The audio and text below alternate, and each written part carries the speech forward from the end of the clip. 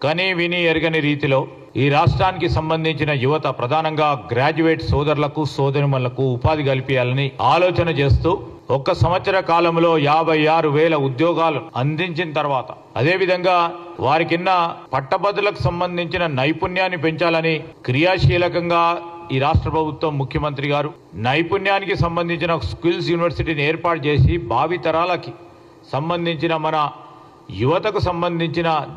దిశను అందించే ప్రయత్నం చేస్తా ఉన్నాం. ఉపాధ్యాయ సోదరులకు సోదరిమణులకు ఎప్పుడు లేని విధంగా ట్రాన్స్ఫర్లు గాని ప్రమోషన్లు గాని డిఎస్సి నియామకాలు గాని 317 జీవోకు సంబంధించి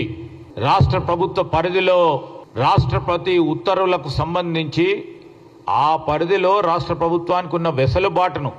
అందించి వేలాది మందికి ఈరోజు